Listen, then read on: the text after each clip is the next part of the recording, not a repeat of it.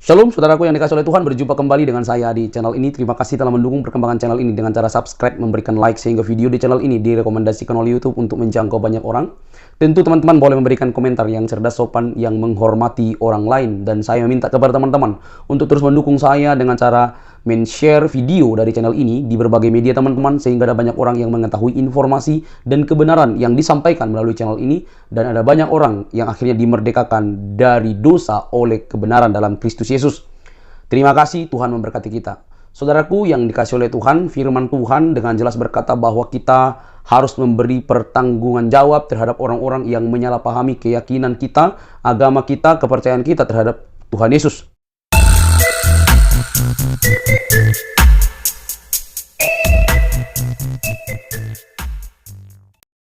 Lah, Yesus yang enggak disalib lah, Yesus enggak Tuhan lah, Yesus bla bla bla lah. Yang menentang pengajaran para rasul dengan tegas para rasul berkata, walaupun engkau malaikat, terkutuklah engkau. Larangan makan babi, makan dan lain-lain itu di dalam Taurat. Sekarang kita lihat di Perjanjian Baru bagaimana posisi Taurat dan hukum Taurat itu. Coba buka di Lukas 16 ayat 16, Mak. Ya, 16 demikian bunyinya dari perikop hukum Taurat dan kerajaan Allah. Hukum Taurat dan kitab para nabi berlaku sampai zaman Yohanes. Sejak itu kerajaan Allah diberitakan dan setiap orang memasukinya. Kenapa? Jadi di Perjanjian Baru dikatakan hukum Taurat itu hanya berlaku sampai zaman Yohanes Pembaptis. Jadi hukum Taurat tadi yang berisi larangan makan ini, makan kepiting, makan belut, makan lele, makan daging unta, larangan-larangan itu hanya berlaku sampai takjak tampilnya Yohanes Pembaptis. Nah, setelah tampilnya Yohanes Pembaptis, maka hal itu tidak berlaku lagi. Hukum Taurat tentang larangan makanan minuman itu tidak berlaku lagi. Makanya dikonfirmasi oleh Rabi Saul. Coba Mak buka di Roma 14 ayat 17. 14-17 dari Roma. Demikian bunyinya dengan perikop. Jangan membuat saudara seiman tersandung. Ya. Sebab kerajaan Allah bukanlah soal makanan dan minuman, tetapi soal kebenaran, damai sejahtera, dan sukacita dalam Roh Kudus. Ya, jadi kerajaan Allah itu tidak berbicara enggak boleh makan ini, enggak boleh makan itu. Kerajaan Allah, yakni Yesus yang kita baca di Lukas 16 ayat 16 tadi. Kerajaan Allah itu berbicara tentang Yesus itu sang Injil, bukan tentang makanan dan minuman. Jadi jelas timelinenya Yunpo. Di Perjanjian Lama kita harus mengakui bahwa memang Taurat dari Torahnya Musa, di Mishpotnya orang Yahudi, itu memang nggak boleh makan-makan itu karena dianggap kosher, dianggap kotor. Tetapi di Perjanjian Baru di Lukas 16 ayat 16, Yesus menegaskan bahwa hukum Taurat dan kitab para nabi berlaku sampai zaman Yohanes Pembaptis. Maka hukum Taurat yang berisi larangan makanan minuman tadi itu tidak berlaku lagi setelah Yohanes Pembaptis. Setelah Yohanes Pembaptis, Rasul Paulus atau Rabi Saul menyatakan hal yang senada bahwa sebab kerajaan Allah bukan soal makanan dan minuman. Jadi sama, nggak ada yang bertentangan. Gitu ya. Jadi nggak perlu bingung untuk hal itu. Gitu, Yunpo. Ya. Iya Yunpo, temanmu kalau ngomong gitu dibecandain aja. Betul. Iya Kak. Kak, aku boleh nanya satu lagi ya? Boleh, Sarah. Kak, di agama Kristen Protestan itu kan ada baptisan. Baptisan itu memang dari kita bayi atau masih balita gitu, terus dibawa di gereja. Nah, kemudian pas waktu udah remaja atau beranjak ke pemuda, kita diangkat, kita mengikuti CD. Ya. Nah, kita mengikuti CD. Banyak sih orang Kristen berkata kalau sudah mengikuti CD, berarti dosa-dosa kalian sudah kalian yang tanggung. Berarti yang sebelum mengikuti CD, berarti orang tua yang tanggung atau gimana? Kalau menurut Kak gimana itu? Tidak ada dosa yang ditanggung orang tua, bro. Itu nggak ada. Gini, kenapa anak itu dibaptiskan waktu kecil? Pembaptisan bayi itu dilakukan karena adanya teologi perjanjian. Teologi perjanjian itu adalah kovenan anak. Kovenan anak. Karena kalau kita baca di Kolose 2 nanti, bahwa sunat itu, bahwa baptisan itu adalah pengganti sunat. Sedangkan sunat itu adalah meterai iman berdasarkan meterai kebenaran berdasarkan iman. Jadi sunat itu tidak berlaku lagi, tetapi diganti oleh baptisan. Nah, kenapa anak kecil dibaptiskan? Anak kecil dibaptiskan dimeteraikan itu sebagai tanda anak itu menjadi milik Allah oleh iman orang tuanya. Sama seperti Abraham ketika mereka menyunatkan anaknya yang berusia 8 hari. Mereka itu menyunatkan anaknya atau memeteraikan anaknya itu atas dasar iman orang tuanya. Apakah anak yang berusia 8 hari itu sudah bisa beriman? Tentu belum. Anak 8 hari itu belum bisa beriman. Maka Abraham itu menyunatkan anaknya itu atas dasar iman Abraham, iman orang tuanya. Nah, kalau kalau baptisan, kita membaptiskan anak-anak itu oleh karena iman orang tuanya. Jadi nggak ada yang salah dengan baptisan anak. Anak itu tunggu Pak. Anak itu dibaptiskan, itu menjadi meterai iman, meterai kebenaran berdasarkan iman. Gitu ya. Jadi karena di Kolose 2 itu menggantikan sunat. Ketika anak-anak disunatkan, maka anak-anak juga boleh dibaptiskan. Itu yang disebut dengan kovenan anak. Nah, nanti setelah mereka dewasa, mereka akan mengonfirmasi baptisan mereka itu dengan peneguhan sidi, karena ayat Alkitab berkata berpegang teguhlah. Artinya kita meneguhkan mereka, kita mengonfirmasi iman yang mereka terima. Ingat ya, terima dengan pengakuan iman mereka. Aku percaya bla bla bla, kemudian belajar dengan Alkitab. Jadi baptisan itu tidak sekedar tanda pertobatan. Baptisan itu yang paling utama adalah memeteraikan kita sebagai milik Allah. Bukan sekedar tanda pertobatan, bro. Gitu ya. Jadi tidak ada yang salah dengan baptisan anak, karena memang baptisan anak itu alkitabiah menurut Kolose 2. Bahwa memang baptisan anak itu menggantikan sunat anak. Sebab sunat adalah meterai kebenaran berdasarkan iman, demikian juga baptisan meterai kebenaran berdasarkan iman. Iman siapa yang memeteraikan? Iman orang tuanya. Begitu ya. Jadi sama saja itu. Ya, silakan. Makasih ya, Kak. Oke. Sebelumnya makasih. Oke, thank you ya, Junpo. Kita Iya, Kak. Ada ya, thank you Junpo. Tetap belajar, semangat belajar. Ada nggak Diana Febri di bawah itu, Mike? Siapa itu? Diana Febri yang merengek-rengek dari kemarin. Rupanya dia nunggu kemarin malah tertidur habis doa syafaat katanya. Doa sambil tidur. Doa itu duduk. Yang doa sambil tidur. Mike, Oke, shalom, silakan. Shalom. Aku udah lama nunggu nih. Ini aku mau tanya buat Bang Mike. Ini booming banget ya. Sorry. Sebenarnya ini konteks yang aku pertanyakan emang gak ada terdapat di Alkitab sama sekali. Tapi banyak banget teman-teman Kristen kita itu mengatakan di dalam tubuh Yesus ada 2 roh, yaitu roh insani dan roh kudus. Nah, terkait dengan perdebatan yang ada, yang menurut aku nggak ada gunanya. Nah, dari Bang Mikael sendiri, penjelasannya gimana? Terima kasih, Tuhan Yesus memberkati. Mbak Lido diketawain terus sih. Apakah Yesus itu memiliki roh insani dan roh ilahi, begitu ya? Nah, itu ada penafsiran. Ada yang berkata, oh tidak mungkin Yesus punya 2 roh. Ada yang berkata, Yesus itu memiliki roh insani. Ya, apapun penafsirannya saya menerima itu. Saya bukan fanatik. Saya bukan tipikal orang yang fanatik dengan itu. Kalau Anda berkata, Yesus itu punya 2 roh insani, ya silahkan. Tafsirmu, ya tafsirmu. Kalau ada yang berkata, oh tidak, dia hanya 1. Ya nggak apa-apa juga, itu tidak masalah nih. Ketika dia berdoa kepada Bapa, dia berkata apa? Ya Bapa, sekiranya cawan ini berlalu daripadaku, biarlah kehendakmu yang terjadi, bukan kehendak. Kehendak kemanusiaannya itu tidak rela dia mati tersalib. Kehendak kemanusiaannya itu menjadi tanda bahwa roh insaninya ada. Tapi kehendak kemanusiaannya itu tunduk di bawah kehendak Bapa dan kehendak keilahian Kristus. Makanya Yesus dan Bapa itu memiliki perbedaan kehendak, tetapi memiliki kehendak yang satu. Ingat ya, Yesus dan Bapa itu memiliki kehendak yang satu. Ketika dia berinkarnasi menjadi manusia, dia mengambil semua bagian manusia. Ketika manusia punya roh, loh, bukankah ketika kita mati di neraka, yang dihukum itu adalah roh kita? Kalau Yesus itu tidak memiliki roh manusia, ngapain dia mati di kayu salib? Bukankah ketika dia menderita di kayu salib, ia yang mati dalam keadaannya sebagai manusia?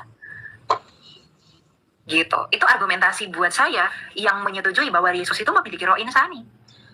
Karena memang dia dalam Ibrani, yang dituliskan surah Ibrani 9 ayat 5 kalau nggak salah, itu bahwa Yesus itu mengambil sebagian, tidak sebagian, tapi sepenuhnya dari manusia. Maka ketika manusia yang mau ditebus ini memiliki roh, maka dia juga sebagai penebus itu harus memiliki roh insani. Gitu. Kalau kamu bertanya, lalu kemana roh insaninya pergi, kemana itunya? Walau-walam saya nggak tahu masalah itu. karena Alkitab tidak menerangkan itu, ya. Tapi saya adalah pribadi yang percaya bahwa Yesus itu memiliki roh insani, gitu. Dengan argumentasi yang saya sebutkan sebelumnya, Anda boleh tidak sepakat dengan saya, Anda boleh tidak setuju dengan saya, tetapi ya nggak masalah, gitu ya. Tafsirmu itu adalah implementasi dari Shiv'im Panimla Torah, ungkapan Yudaisme yang sangat terkenal, gitu. Ya. Oke, Di, kalau Mak sendiri itu setuju ya. Artinya begini, karena Yesus Kristus itu sejatinya kan memang manusia. Bayangkan, pikirkan sendiri kalau manusia tanpa roh. Jadi dia sepenuh-penuhnya adalah manusia, itu logika paling sederhana. Ya, logika paling sederhananya adalah dia sepenuh-penuhnya manusia. Jadi jangan di satu sisi kita berkata dia sepenuh-penuhnya manusia, tapi di sisi lain kita menolak bahwa sejatinya kalau benar-benar manusia itu punya roh.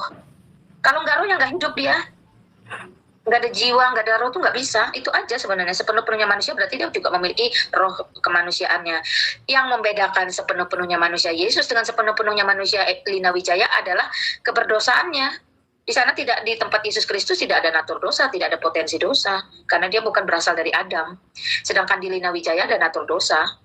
Nah itu aja yang membedakan. Tapi di luar itu sepenuh-penuhnya dia manusia ya sama seperti kita manusia. Demikian, Di. Terkait dengan roh Allah itu sendiri, itu sesuatu yang tidak bisa diganggu-gugat. Roh Allah ya roh Allah. Substansinya jelas. Iya. Lagian Yesus itu kan firman Allah yang menjadi daging, bukan roh Allah yang menjadi daging. Makanya saya nggak ngerti kalau orang mempertanyakan, saya nggak usah ngurusin rohnya Allah atau apa ya. Saya cuma ngurusin manusia itu sepenuh-penuhnya manusia, ya otomatis dia ada jiwa, ada roh, ada raga. Selesai sampai di situ aja. Iya. Jadi nggak perlu berdebat masalah. Kalau Yesus selama di muka bumi kemarin nggak ada roh, nggak ada pikiran, nggak ada daya cipta, terus dia mau ngapain di dunia ini kalau tanpa roh? Itu tuh sebenarnya logika sederhana tanpa memikirkan yang susah-susah ya. Betul. Ya, tapi saya orangnya gini, saya orangnya itu tidak pusing dengan itu. Kamu berkata dua roh, kamu berkata satu roh, saya tidak fanatik dengan itu. Ya, itu adalah tafsirmu dan ini tafsir saya, dan tidak ada permasalahan untuk perbedaan tafsir. Perbedaan tafsir itu hal biasa. Ngapain kita ribut untuk perbedaan tafsir? Tafsir ya tafsir bagi saya. Kalau Anda nggak sepakat dengan saya ya nggak apa-apa. Itu hak Anda. Ya silakan, Di. Jadi itu aja. Saya nggak bicara tentang tafsir, saya bicara tentang logika yang paling sederhana. Itulah dia. Ya. Makasih banyak buat penjelasannya. Memang benar, Yesus itu adalah Sang Firman yang menjadi manusia. Pasti kedagingan manusia itu ada. Manusia yang sendiri, jiwa dan roh. Benar. Jadi, kemarin aku berpikir begini. Memang benar sekali Yesus itu mengambil rupa manusia. Benar sekali. Semua keseluruhan dari manusia dia ambil tanpa terkecuali, kecuali dosanya. Yesus tidak bercelah, kita bercelah. Nah, sedangkan makanya aku bertanya, kalau roh insani apa kan kalau manusia biasa tuh kayak aku nih. Aku di sini memang belum mudeng ya. Maksudnya belum terlalu paham untuk terkait dengan ini. Makanya aku minta penjelasan dari Bang Mike sendiri.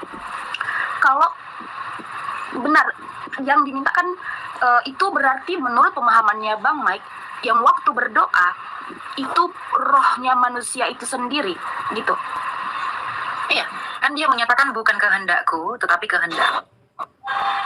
Benar, itu memang doanya. Nah, bagaimana dengan ketika dia berdoa terus dijumpai sama murid-muridnya? Yesus itu berdiri dengan Elia, Musa dan dia. Betul. Salah satu muridnya melihat. Ya, itu ada 3 suku guru itu, betul. Iya. Nah, itu bagaimana pula dengan terkait dengan itu.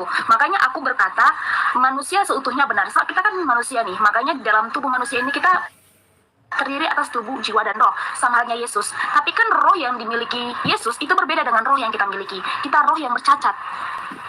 Sedangkan Yesus kan roh yang tidak bercacat. Dia bersih, murni, tak bercela. Karena dialah Allah, firman, sang firman yang menjadi manusia. Benar-benar sepenuhnya kita diambil. Makanya aku bukan kontradisi. Kita tidak pernah mengatakan di Alkitab itu ada kontra ya, pro dan kontra itu tidak ada di Alkitab. Itu bahkan berkaitan. Makanya aku bertanya terkait dengan gini, aku menangkap kalau Yesus itu datang mengajarkan kita bagaimana cara mengenal Allah, menyembah Allah, yaitu Dia sendiri. Kan gitu ya. Nah, makanya aku bertanya, nah, Yesus itu mengajarkan, makanya ketika dia berkata seperti itu, konsepnya di aku sendiri berpikiran bahwasanya Yesus itu sedang mengajarkan kita berdoa meminta kepada Tuhan, gitu. Aku situ konsepnya di situ. Makanya aku bilang di dalam tubuh Yesus itu hanya ada Roh Kudus, bukan ada roh insani. Kenapa aku berkata seperti itu? Ketika yang ada berdiri di gunung 3 orang, Musa, Elia dan Yesus sendiri. Tapi ketika perutnya melihat, nggak ada. Itu gimana? Nggak apa-apa. Kalau kamu menafsirkan itu seperti itu, ya silahkan saja. Saya nggak pusing dengan itu. Ketika dia bertemu dengan Elia dan Musa, itu ketika dia berdoa di gunung, itu sama sekali tidak berkaitan dengan roh insani dan roh ilahi. Aku sih cuma mau tanya, maksudmu roh cacat itu gimana? Roh kok bisa cacat itu gimana maksudnya? Bukan ada kata roh cacat, Mak. Aku tidak berkata dengan adanya roh cacat. Manusia itu roh cacat. Oh, maksudnya kita yang berdosa loh, Mak. Kita kan yang terlahir dari istilahnya dosa dari si Adam yang berbuat dosa gitu loh. Itu kan sama dengan, Jadi kamu berkesimpulan Yesus itu tidak memiliki roh insani, begitu? karena dia itu memang benar-benar manusia, pure manusia. Jadi emang roh yang dia miliki itu, makanya aku berkata roh insani ini sebenarnya apa sih gitu. Roh insani ini sebenarnya apa? Gini. Roh insani. Tunggu. Dalam pemahaman dikotomi, saya nggak bawa trikotomi ya, saya bawa dikotomi, itu tubuh dan roh. Jiwa itu dia.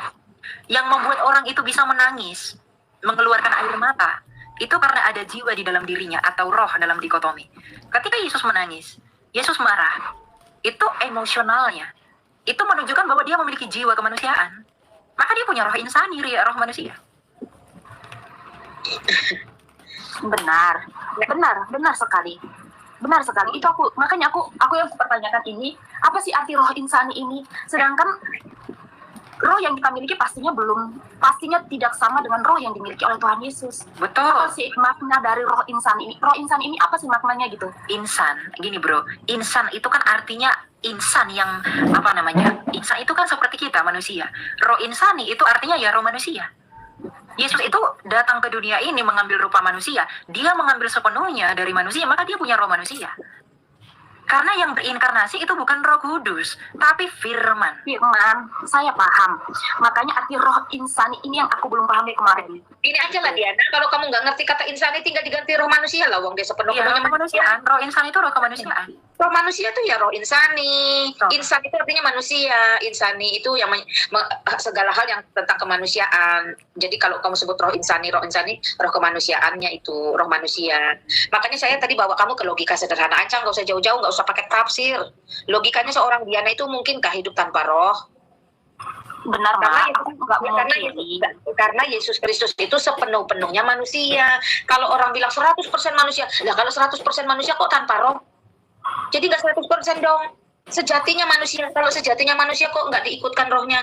Ya berarti nggak sejatinya manusia dong. Seperti itu. Terus tadi kamu mengatakan, kan kalau di dalam Yesus Kristus itu roh kudus beda dengan kita. Jangan salah. Ketika dia naik ke atas surga, itu roh kudus semua diberikan kepada kita. Dalam Mike ada roh kudus loh, dalam saya juga ada roh kudus. Tapi roh kudus itu adalah apa dulu? Apakah roh kudus itu lalu roh manusia? Ya enggak.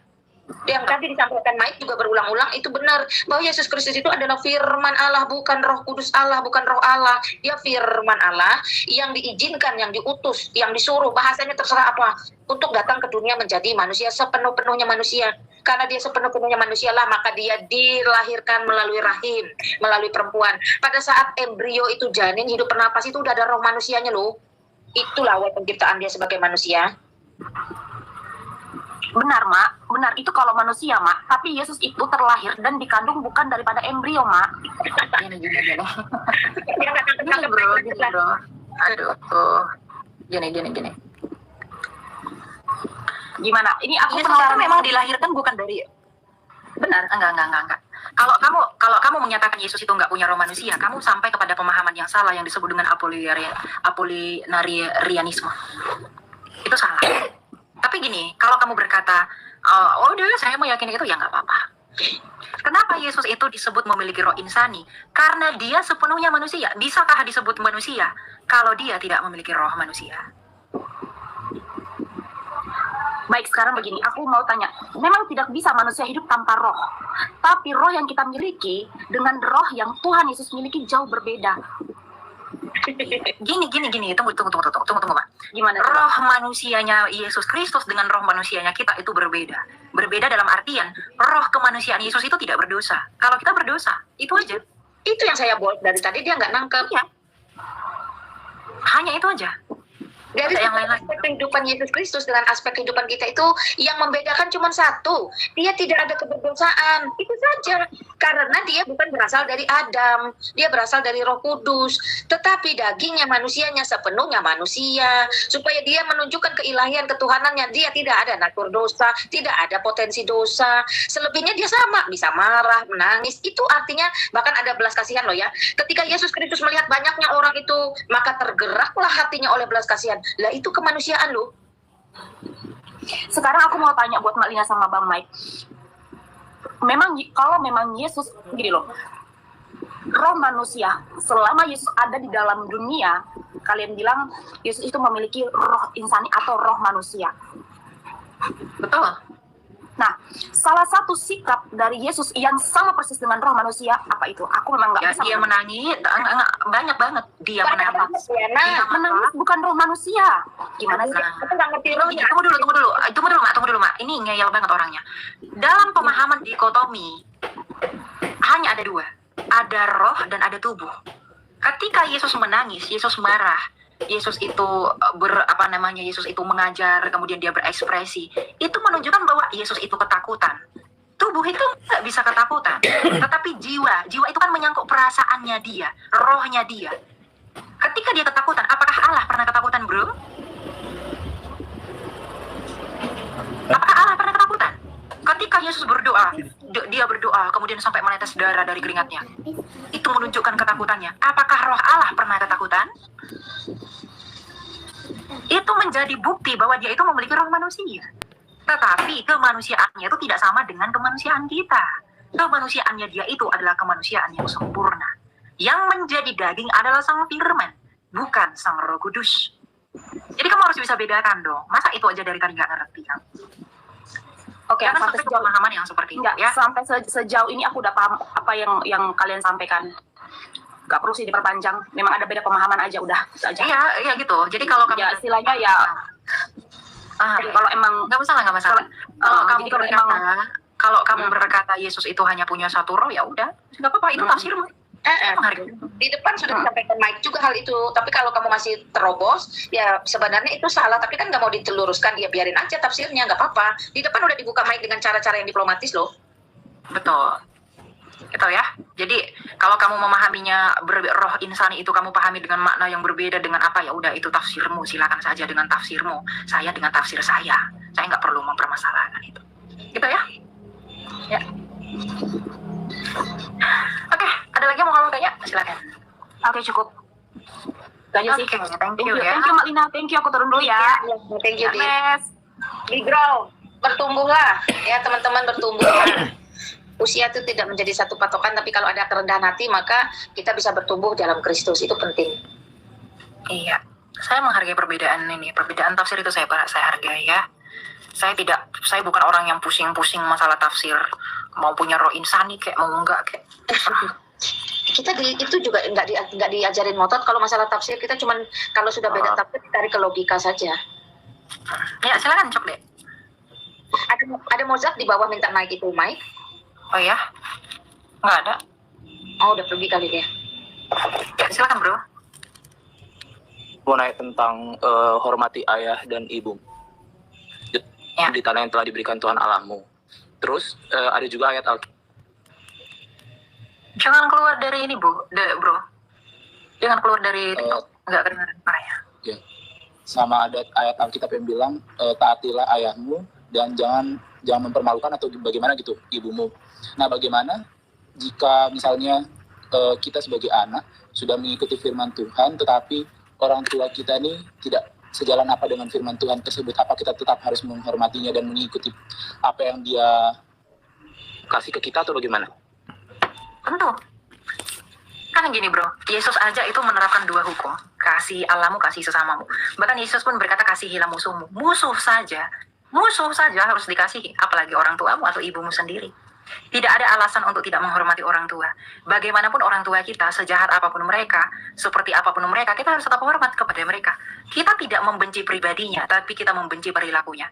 Makanya jadi orang Kristen, barang siapa yang menganggap orang tuanya lebih penting daripada Tuhan, maka ia tak layak bagi Tuhan.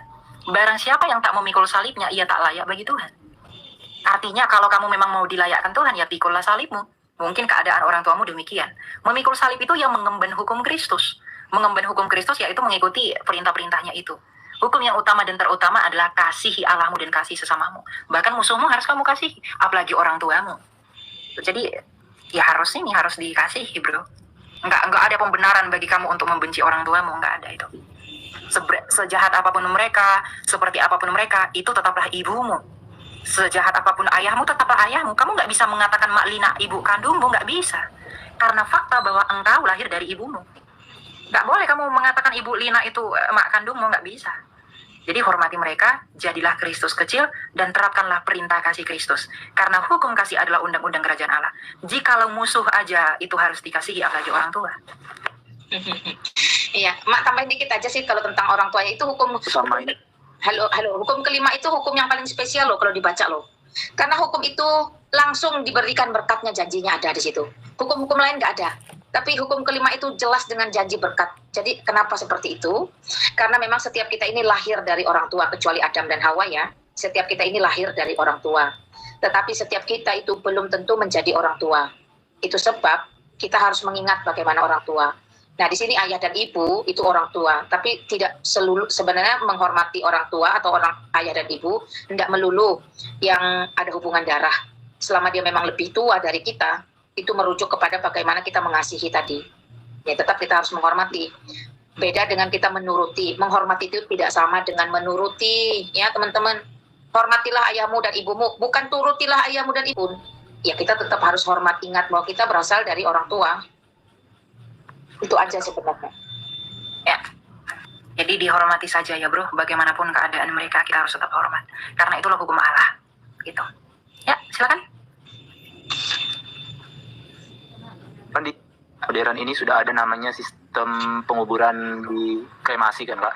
Nah di ayat Alkitab itu bilang Tuhan akan pada akhir zaman Tuhan akan membangkitkan tulang-tulangmu dan menumbuhkan daging pada tulangmu tersebut. Nah bagaimana dengan orang yang sudah dikremasi sedangkan dia tidak memiliki tulang, tubuh itu sudah tidak ada, melainkan sudah menjadi debu. Apakah mustahil? Apakah mustahil bagi Allah untuk membangkitkan tulang-tulangmu yang udah lenyap itu? Tidak. Ketika ada orang kecelakaan pesawat terbang, dia jatuh di laut, dia menjadi mayat di laut. Kemudian dia dimakan ikan. Ikan itu memakan tubuhnya dan tulang-tulangnya dimakan ikan hiu. Kemudian hiu itu dimangsa oleh paus. Kemudian paus itu mati, dimakan ikan-ikan kecil. Ikan-ikan kecil ditangkap nelayan. Ikan itu dimakan manusia. Bukankah dagingnya itu sudah dibagi-bagi? Tapi apakah mustahil bagi Allah membangkitkan tulang-tulang mereka dan tubuh mereka? Tidak. Bahkan di dalam kitab Wahyu dikatakan laut itu memuntahkan semua orang yang mati yang ada di dalam laut. Semua orang mati di laut itu dimuntahkan oleh laut. Apakah mustahil bagi Allah membangkitkan tubuh kita? Tentu tidak. Yesus aja yang dirajam, ya dilempari, dicambuk, disalibkan. Tubuhnya itu udah ini, bolong tangannya, bolong lambungnya. Tapi apakah mustahil bagi Tuhan untuk memulihkan itu? Tidak. Ketika Yesus aja bangkit, dia masih tetap dengan tangannya itu yang bolong dan lambungnya yang dipegang oleh Thomas sebagai tanda bahwa dia itu hidup kembali. Dia berkuasa membangkitkan di dalam kemuliaan. Jadi kamu nggak perlu bertanya itu mau dikremasi kayak, mau digoreng, mau dibungkus, mau di apa, enggak. Karena bagaimanapun insani adalah insani. Tubuh kita ini berasal dari adamah, dari tanah. Ketika dari tanah, kembali lagi kepada tanah. Ya mau dibakar, debunya itu jadi tanah lagi toh. Ketika dikubur dia jadi tanah lagi toh. Kalau kamu berkata kita nggak boleh dikremasi karena itu melanggar firman Tuhan, nggak sesuai dengan teladan. Sekarang saya tanya, ketika Yesus mati apakah dia dikubur dalam tanah? Enggak. Dimasukkan ke dalam gua-gua batu. Lalu kenapa kamu dikubur dalam tanah? Apakah itu salah? Tentu tidak. Tidak ada yang mustahil bagi Allah. Sesimpel itu bro. Iya. Iya ya, coba teman-teman pikirkan itu gimana yang pesawat meledak, rumah kebakaran, itu jasadnya nggak ada loh. Kapal Titanic tenggelam, itu gimana ceritanya coba? Kalau menuntut harus tubuh utuh yang ditanam atau dikuburkan. Apa bedanya? Apa bedanya dengan dikremasi itu? Artinya kan musnah, tiada bekas bahkan. Nah itu aja sih, sederhana itu loh Cok deh. Kalau Allah nggak punya kuasa membangkitkan daging mereka, artinya apakah mereka tidak akan dihakimi? Bukankah firman Tuhan berkata semua manusia akan dihakimi? Waduh, nanti kita di surga itu bukan seperti kayak roh kita yang melayang-layang. Kita dengan tubuh kebangkitan kita, sebagaimana Yesus bangkit dengan tubuh kemuliaannya. Selesai. Gitu ya. Jadi nggak perlu itu dipermasalahkan. Mau dikremasi kayak, mau diapain kayak. Rasul Paulus itu dibakar loh itu. Paulus nggak sih yang dibakar itu? Yang di Iya, Yohanes digoreng. digoreng ya. Bayangkan Yohanes digoreng. Jadi kerupuk dia bro, kerupuk jangi. Pernah dengar kerupuk jangi? Padahal itu rasul besar loh, murid Yesus sendiri loh. Iya. Yohanes saja digoreng. Tapi apakah Yohanes tidak di surga? 12 pintu surga itu nama-nama para murid bro. Kalau kamu baca di Yeskiel nanti, 12 murid dan 12 suku Israel. Yohanes ada di sana. Apakah Yohanes tidak di surga? Di surga dia sekarang. Tapi dia matinya di apa? Digoreng dia. Iya, itu aja. Cok deh, kesimpulannya tubuh jasmani ini dari tanah kembali ke tanah. Tuh, jadi tidak akan digunakan juga. Karena tubuh yang penuh daging, penuh hawa nafsu ini tidak berlaku di dalam kerajaan surga. Kita bangkit pun dengan tubuh kemuliaan, bukan dengan tubuh yang dari tanah ini. Monggo, silakan. Udah, tuh clear tuh. Oke, mungkin cukup ya bro. Oke.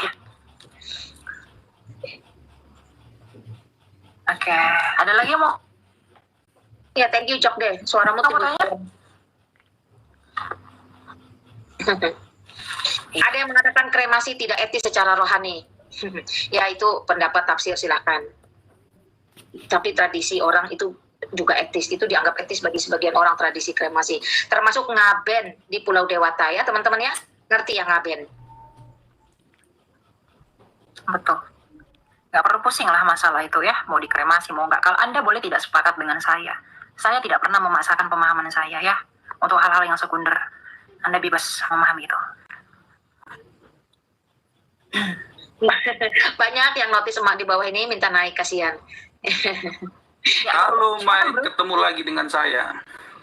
Iya, silakan. Iya, saya mau tanya ya. Ini kemarin aku ada dapat salam untuk Lina Wijaya. Hai. Halo, iya silakan Dulu bro. pertama-tama dia live dulu saya yang support dia, cuman lupa dia mungkin.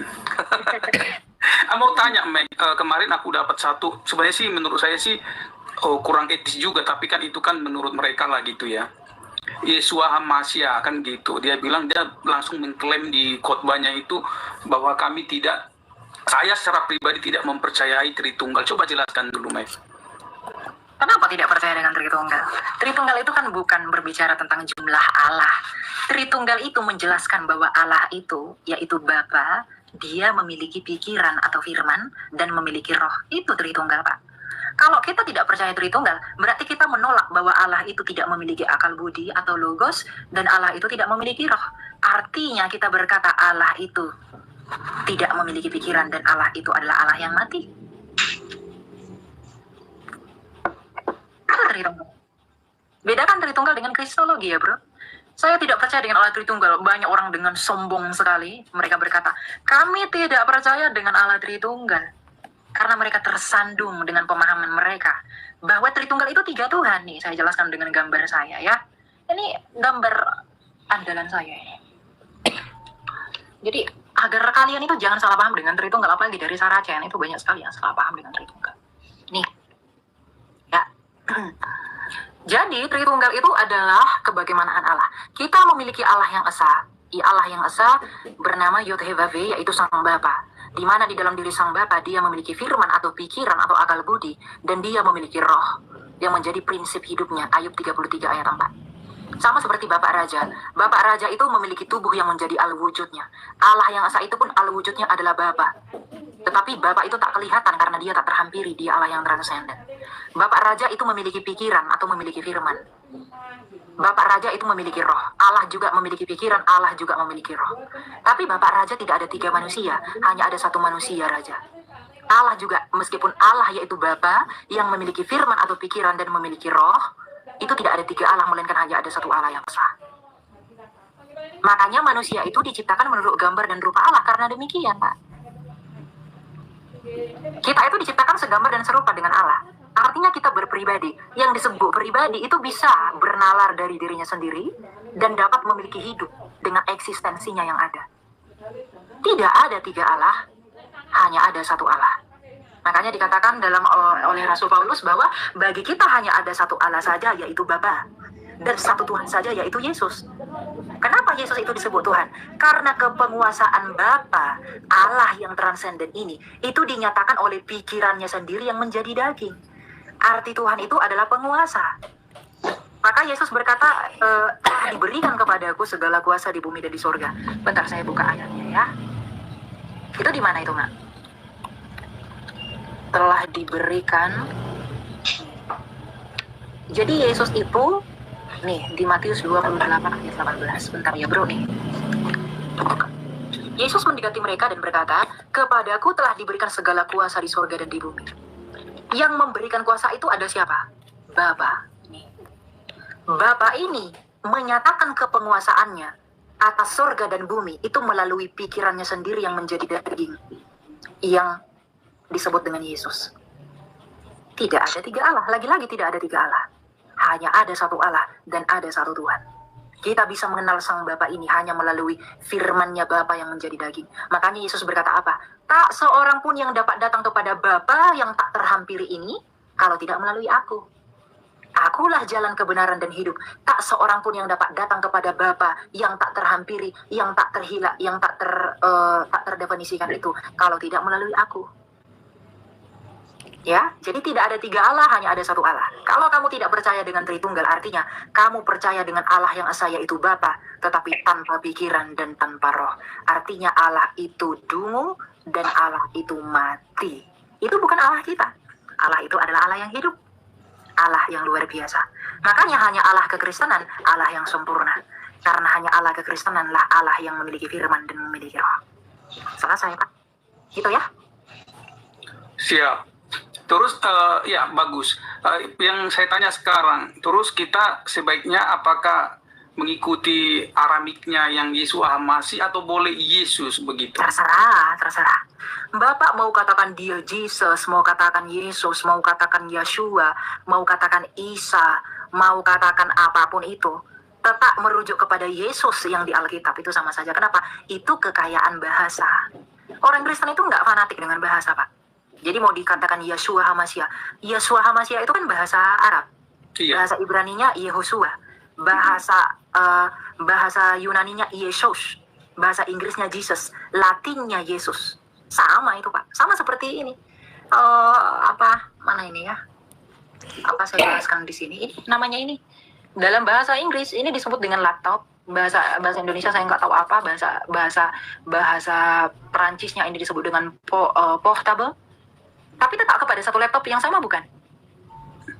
Tetap, ya. Dalam bahasa Prancis disebut portable, dalam bahasa Inggris disebut dengan laptop, dalam bahasa dalam bahasa Indonesia disebut dengan perangkat keras, perangkat komputer, nggak masalah.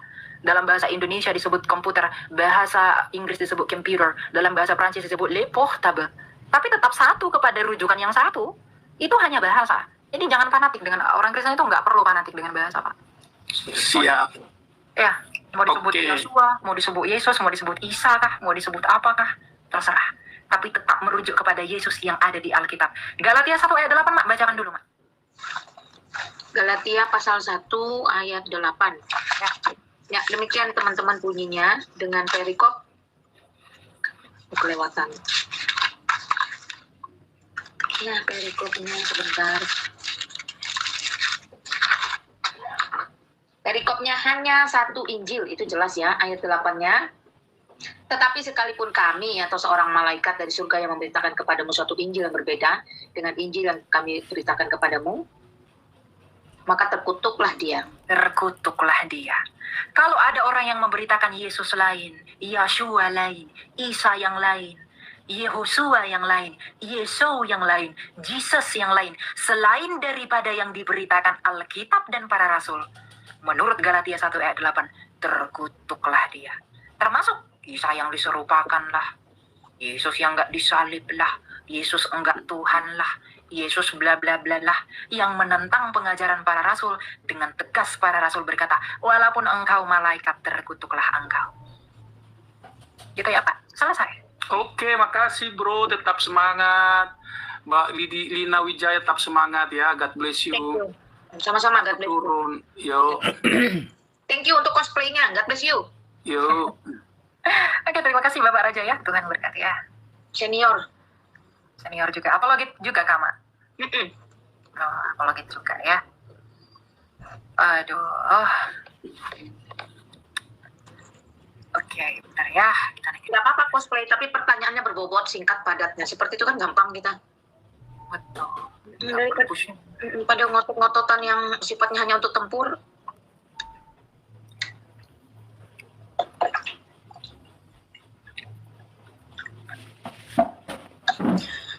Siapa tadi yang notice Mak di bawahnya? Lupa, Deng. Berapa orang sih yang minta naik? Ada 80. 60-an masih. Puluhan ketuaan. Nah, itu siapa tadi ya? Oh. Oke, ini di mana ini saudara kita ini? Aduh. Oke, kita naikin yang lain ya. Itu tawarkan itu ministrimu tuh Mike, itu ada yang tanya minta gambar dikirimin lah apalah, mending dia belajar Nanti di akhir. Ya, penawaran gini Mak, penawaran spesial hanya diberikan kepada mereka yang setia. Amin. Ya, penawaran spesial hanya diberikan kepada mereka yang setia. Nanti saya beri di akhir, saya nggak mau kasih di awal. Ya, Oke. silakan Panjaitan. Silakan bro. Halo? Merah dia. Dengan Sinyalnya Panjaitan. udah batang itu merah tuh. Panjaitan, kamu monitor. Oke. Ada Moses tuh dari setengah jam yang lalu tuh si Moses. Moses. Mana ini si Moses ini? Moses. Kenapa nama si Moses? Moses itu Musa loh itu loh. Islam tapi itu. Ya, saya berharap kamu seorang Musa ya. Seorang filsuf seperti Musa. Mana ini Moses ini? Iya, Musa itu terkenal loh, pintarnya loh. Aduh, luar biasa itu Musa itu. Musa itu seorang filsuf. Lebih besar itu Musa. Iya. Salam. Pakai nama Moses tolong ya, jangan terlalu jongkok IQ-nya. Bentar ya. Aduh, kok kalian ngajukan permintaan kalian kok nggak mau naik sih teman-teman? Ada apa? Nggak mau keluar dari zona nyaman nonton aja katanya. Emang ini bioskop ya? Nggak mau keluar dari zona nyaman nonton aja katanya. Emang ini bioskop ya? Nggak mau keluar dari zona nyaman nonton aja katanya.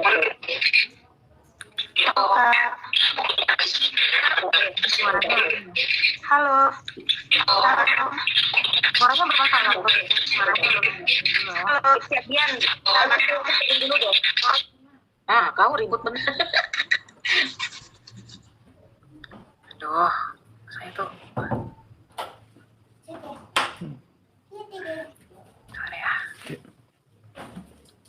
User Nova Lona, coba kamu dengar baik dia ngomong apa. Saya dari room Ica ke roomnya Agatha terus ke sini, tapi kok belum naik juga. Sabar ya, user Nova Lona, habis ini deh. Kasihan. Oke, silakan. Mana ini Bu Yayu tadi? Ya, silakan Bu Yayu. Iya, salam. Ya, salam. Ini saya punya teman gitu ya. Saya mau minta tanggapan saudara Michael sama Malina ya.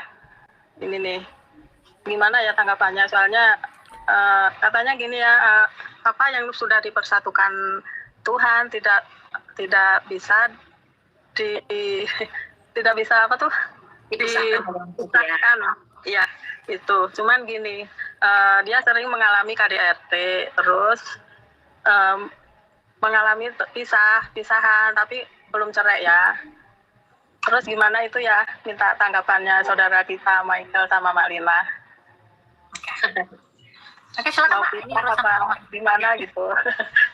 Jadi Iya. dia gini, teman-teman, kita harus melek itu artinya kita benar-benar ngerti ada hukum Allah, ada hukum negara. Ya, walaupun negara itu, pemerintah itu juga adalah dari Allah seperti itu. Jadi pisahkan dulu. Kalau hukum Allah di dalam Alkitab memang secara kekristenan itu tidak ada perpisahan dalam bentuk apapun, dalam hal ini adalah perceraian, bukan perpisahan ya, perceraian. Karena pernikahan dalam kekristenan itu adalah komitmen 3 pihak, laki-laki, perempuan, dan Allah. Jadi tidak bisa sembarangan main cerai itu tidak ada. Bahkan mohon maaf, sekalipun Alkitab di situ ada menulis jikalau ada yang berzina, jikalau dia minta izin berikan saja. Namun di atas semua itu tetap harus mengenakan hukum kasih. Sama seperti doa Bapa kami, ampunilah mereka, ya. Sama seperti mengampuni orang lain. Nah, kalau yang berzina tidak minta cerai, itu pasangannya tidak boleh ceraikan loh, harus ampuni. Berbeda kalau yang berzina itu minta cerai. Nah, itu suka tidak suka, mau tidak mau harus diberikan. Ini berbicara tentang perceraian. Jadi hukumnya itu jelas. Secara Alkitab itu tidak boleh dilanggar. Sekalipun Musa pernah memberikan surat, itu karena kekerasan hati. Jadi bukan karena kehendak Allah. Ketetapan Allah tetap dari semula sampai selama-lamanya. Itu tidak bisa berubah. Allah kami itu bukan Allah yang pelintat-pelintut. Kalau dia bilang, hanya maut yang bisa memisahkan, maka hanya maut sajalah yang bisa memisahkan. Tidak bisa ditawar. Itu hukum Allah. Tetapi ada hukum negara atau hukum pemerintahan di mana kita ini hidup di bawah negara Republik Indonesia yang memang syarat hukum, taat hukum. Di situ ada peraturan perundang-undangan tentang keselamatan manusia ya, atau hak asasi manusia. Ada juga perundang-undangan yang melindungi pernikahan. Nah, termasuk pasangan, termasuk anak, siapapun yang di dalam rumah tangga atau pernikahan tersebut. Yang biasanya kenapa harus dilindungi? Karena akan ada faktor KDRT. KDRT itu bukan hanya fisik yang bisa lebam biru, tapi ada psikis. Psikis ini tidak ada di fisik, tapi bisa membuat orang itu menjadi idiot, menjadi orang itu tidak bisa berpikir, tidak berkembang, bahkan berperilaku menyimpang. Itu karena penjajahan psikis itu biasanya, KDRT psikis. Nah, kalau mengikut peraturan pemerintah, sesuatu yang mengancam jiwa atau keselamatan itu memang harus ditindak, harus ada perpisahan. Tetapi dia tidak bisa sekonyong-konyong koder asal ini lalu kita pisah, enggak, tetap harus dibawa dulu ke gereja, ada konseling, ada nasihat, ada teguran, ya seperti itu, ada disiplin gereja. Mohon maaf, misalnya salah satu pasangannya ini majelis atau diaken, atau aktivis gereja atau guru sekolah minggu, bahkan jikalau itu dilaporkan dibawa ke gereja, itu pasti ada disiplin gereja, ada teguran, dan itu sudah merupakan hukuman sebenarnya, itu sudah merupakan shock terapi. Ya, itu sebab di dalam kekristenan itu tidak gampang, oh dia suka KDRT, ayo kita cerai, enggak gitu besti, tetap ada SOP-nya. Nah, sampai pada satu titik, kalau ini merupakan orang yang KDRT yang pelaku ya, itu ada yang masuk kategori penyakit Mbak Yayu. Jadi bukan karena dia semata-mata ingin ada penyakit. Nah, itu dia butuh terapi. Jadi memang ini sangat kompleks ya. Yang jelas itu tidak semudah membalikan telapak tangan. Karena KDRT langsung kita potong kompas, yuk cerai. Enggak gitu. Kalau memang itu merupakan sebuah penyakit, maka diizinkan untuk pisah rumah, tentu saja untuk perbaikan. Bukan pisah rumah itu untuk mencari kesempatan lawan yang baru, awan yang baru, enggak seperti itu. Makanya orang Kristen itu orang yang sebenarnya paling tunduk taat pada peraturan. Jikalau dia benar-benar Kristen, pengikut Kristus, bukan Kristen abal-abal. Nah, peraturan-peraturan ini mengikat peraturan agama ya yang di dalam Alkitab, peraturan pemerintah yang mengikat kita dalam hidup bersosial di masyarakat.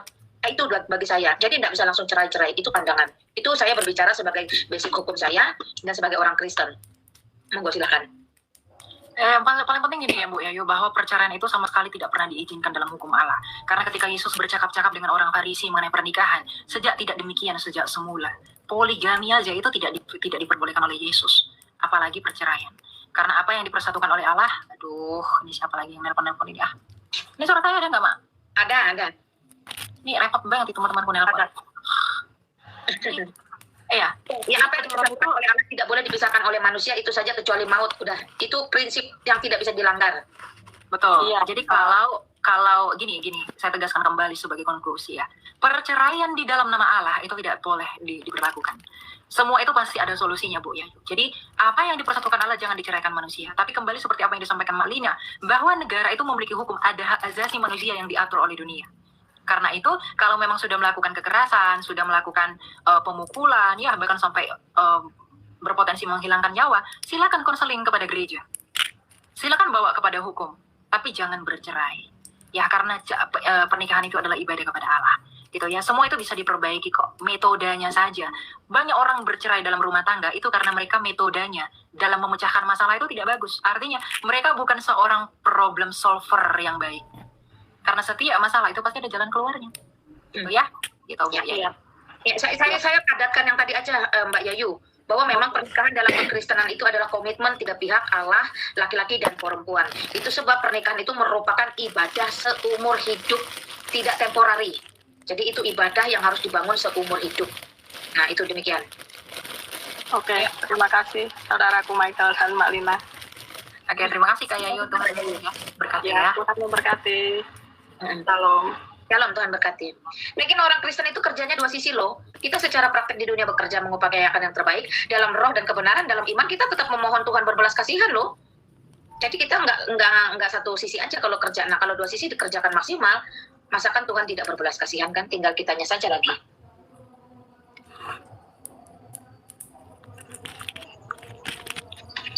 Ya, silakan bro. Oke. Sekarang saya bertanya, apa toh arti Protestan itu? Protestan itu artinya protest statement, kembali kepada Alkitab. Makanya iman dasar Protestan itu adalah sola scriptura, kembali kepada the scripture. Ya bukan protes-protes yang suka demo-demo ya, jangan salah ya. Itu latah, itu salah itu. Ya, itu arti Protestan. Oke, terus gini. Kenapa nama Maria itu di gereja Protestan itu hanya inti? Itu apa kok bisa nama Bunda Maria itu inti dalam gereja Kristen? Emangnya apa tidak ada tempat dalam gereja Protestan? Maksudnya inti itu apa? Apa pertanyaan kamu bro? Inti apa ini? Inti bumi. Coba diulang Martinus. Gini ya, kenapa dalam gereja Protestan itu hanya mengintikan saja nama Bunda Maria? Katanya Bunda Maria itu dalam gereja Kristen itu hanya inti doang. Hah? Inti apa? Maksudnya aku nggak ngerti, Mike. Inti apa bro? Coba kamu jelaskan. Sekarang kenapa dalam gereja Kristen kok tidak mengakui nama Bunda Maria? Loh, siapa yang bilang? Siapa ya? Gereja tunggu mak. Gereja mana yang tidak mengakui Bunda Maria, bro? Nggak, saya cuma bertanya dia maksud inti itu rupanya tidak mengakui gitu. Iyalah. Oh, bahasa apa itu ya? Saya mohon maaf, sih benar-benar baru dengar, sorry bro. Gini bro, semua gereja yang adalah Kristen itu pasti mengakui Bunda Maria karena Yesus itu lahirnya ya dari Bunda Maria, bukan dari Maryam, bukan dari Maria Magdalena. Ya, semua Kristen karena Yesus itu adalah tokoh sejarah. Jadi dia itu bukan tokoh fiktif, bukan tokoh dongeng. Jadi ketika tunggu, Yesus itu lahir dari perawan Bunda Maria. Maka Maria harus diakui. Kalau Maria tidak diakui, berarti Yesusnya abal-abal dong. Lahir dari batu berarti. Nggak ada gereja Kristen yang tidak mengakui Bunda Maria. Cuman antara Katolik dengan Protestan itu berbeda di dalam penghormatannya kepada Maria. Kalau dalam doktrin gereja Katolik itu dikatakan ada hyperdulia. Jadi mereka memberikan hyperdulia kepada Bunda Maria. Penghormatan tertinggi, bukan disembah. Katolik tidak pernah menyembah Bunda Maria jadi Tuhan. Tetapi menghormati, memberikan penghormatan yang tertinggi. Protestan juga menghormati Bunda Maria. Tetapi tidak seperti teman-teman Katolik yang menerapkan prinsip hyperdulia. Semua gereja Kristen pasti mengakui Bunda Maria. Gereja-gereja mula-mula, gereja Ortodoks, gereja Katolik, mereka itu para rasul sangat menghormati Bunda Maria, bro. Martin Luther aja itu sangat menghormati Bunda Maria. Martin Luther itu yang mencetuskan gerakan Protestan. Nggak ada yang tidak mengakui Bunda Maria. Gitu ya. Dia itu perawan suci yang olehnya kita beroleh ini daging dan darah dari Kristus. Saya yang dari Islam aja begitu Kristen hormat banget itu sama Bunda Maria. Makanya kalau ada yang panggil saya Bunda, jangan panggil emak aja. Karena kok rasanya kata-kata Bunda itu disematkan sangat agung, sangat luhur bagi seorang Maria perawan kudus. Nah itu bro, nggak ada yang nggak mengakui. Betul, semua mengakui ya bro. Jadi kamu ini dulu, pelajari dulu. Gereja mana itu yang nggak mengakui Maria itu? Pengen tahu saya. Sekarang kenapa dalam gereja Protestan itu hanya menerima tubuh dan darah Kristus itu hanya setiap minggu pertama? Kenapa kok tidak minggu kedua, ketiga dan lain-lainnya? Nah itu hanya masalah sakramen bro. Mau sakramen itu kamu lakukan tiap hari pun nggak masalah. Mau 1 kali seminggu, 1 kali sebulan, 2 kali sebulan nggak masalah. Gitu. Karena itu hanya sakramen ya, sakramen yang memang menjadi identitas dari gereja itu. Gereja Katolik itu mungkin sering sakramen perjamuan kudus. Kalau gereja saya Protestan itu jarang. Bahkan 1 kali sebulan. Nggak masalah. Mau tiap hari. 3 bulan 1 kali loh. Iya. Gereja Ortodoks, gereja Agatha itu tiap misa. Setiap liturgi hari Minggu. Mereka itu perjamuan kudus. Ini nggak masalah. Nggak perlu kamu pusingkan itu. Tidak ada yang memengaruhi makna teologisnya. Mau dilakukan 1 kali, 2 kali, 3 kali. Intinya, darah dan daging Kristus yang disimbolkan dan diberikan dengan roti dan juga anggur. Itu sama-sama kita terima. Sama-sama ditabiskan di dalam nama Bapa, Putra, Roh Kudus kok. Sama-sama menggunakan forma yang sama kok. Nggak perlu pusing dengan itu. Ya. Ada lagi yang mau kamu tanya? Ada. apa arti Ekaristi? Tahu? Saya nggak tahu. Coba arti Ekaristi menurut kamu apa? Ya, sakramen perjamuan kudus itu kan dalam Katolik istilah itu. Sama aja. Sama, itu perjamuan kudus itu ya Ekaristi orang Katolik bilangnya. Betul. Itu kan Yesus Kristus hanya memerintahkan sebagai peringatan akan dia, supaya kita tidak melupakan bahwa dia benar-benar sudah mencurahkan darahnya, tubuhnya di atas kayu salib. Lakukanlah ini, perbuatlah ini menjadi peringatan akan aku. Jadi mau durasinya kapan, timingnya kapan, selama masih dilakukan dan mengingat akan pengorbanannya di atas kayu salib, sebenarnya clear. Iya. Ya, silakan Martinus. Next. Puncak dari ajaran kekristenan adalah Allah, firman yang bersama-sama dengan Allah itu menjadi manusia. Itu puncak kristologi yang luar biasa. Jadi kristologi yang sesungguhnya di mana sang firman menjadi daging, menjadi manusia untuk menyelamatkan manusia. Ya. Menyelamatkan manusia yang binasa karena dosa. Jadi jangan teman-teman pelintir lagi ya. Nah, dia diam di antara kita. Dalam Yohanes 1 dikatakan dengan jelas, ia datang ke dunia.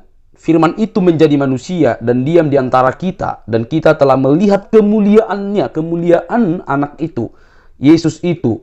Yaitu kemuliaan yang diberikan kepadanya sebagai anak tunggal Bapa penuh kasih, karunia, dan kebenaran. Jadi ketika Yesus datang ke dunia, ia disebut anak Bapa. Bukan berarti dia punya ibu. Atau seperti tuduhan-tuduhan teman-teman. Tapi itu wujud kedekatan bahwa firman dan Bapa itu sehakikat disebut Allah, tapi firman itu menjadi manusia. Kenapa menjadi manusia? Itu urusannya karena kamu dan saya berdosa. Supaya kamu dan saya selamat. Dia harus menjadi manusia seperti kita untuk mengambil alih seluruh hidup kita yang sudah rusak, menggantikannya supaya kita diselamatkan. Itulah puncak dari kasih Allah bagi umat manusia. Itulah doktrin kekristenan yang tidak kamu pahami, tapi selama ini kamu selewengkan, tafsirkan sembarangan. Dan semoga hatimu terbuka dan lebih bertanggung jawab terhadap ajaranmu. Kalau kamu tidak yakin, ya udah, tinggal berpikir saja. Tetapi dalam kekristenan, keselamatan itu mutlak dari Yesus Kristus, tidak ada yang lain. Dia datang dari sorga untuk manusia supaya diselamatkan. Jadi jangan kepanasan, silahkan berpikir dengan waras sambil minum air putih supaya teman-teman tidak kepanasan dan tidak main tuduh dan tidak main klaim, tapi semakin sadar dan semakin pintar berwawasan untuk meyakini sesuatu. Sampai di sini teman-teman video saya. Jangan lupa tekan tombol subscribe, like, komen, dan share. Sampai ketemu di video selanjutnya. Bye-bye.